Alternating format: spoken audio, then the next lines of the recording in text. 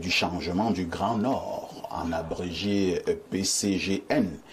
Ils se sont réunis récemment. Ils dénoncent la corruption généralisée, l'instrumentalisation ethnique et l'état de délabrement avancé dans lequel se trouve le Grand Nord. Et pour cela, ils sont clairs, ils ne vont plus voter pour le président de la République, M. Paul Biya, au cas où il est à nouveau candidat. Cela vous inspire en commentaire? Nous sommes là au niveau du Grand Nord. Non, je ne sais pas pourquoi vous voulez m'amener dans le Grand Nord.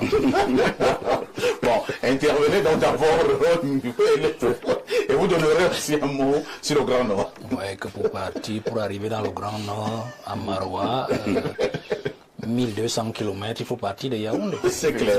Permettez-moi de partir de Yaoundé. Allons-y, Valère. Dans du sujet que vous avez Tout à fait. Présidentiel 2025. Et si Paul Biya était non partant, il est non partant.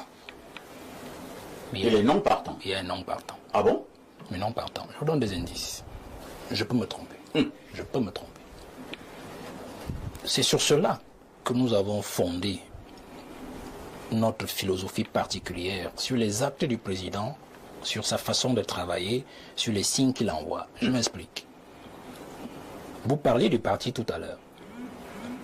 Comme nous parlons du pays. J'ai l'habitude de le dire et je continue de le soutenir. Le président a engagé une politique de pourrissement total du pays.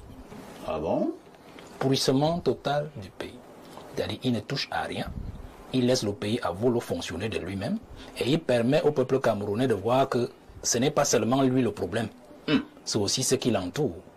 Nous avons cité des sujets ici, avec les nez bidons, Kangate, Covid-Gate. Tous ont mis la main dans la caisse, dans ces différents dossiers, pour montrer effectivement jusqu'où ils peuvent aller pour insécuriser les Camerounais, même sur les affaires de santé. Donc, il a engagé ce pourrissement du pays.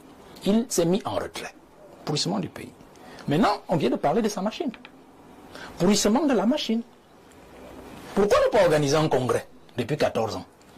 Il est question de neutraliser tous les éléments de son bord politique.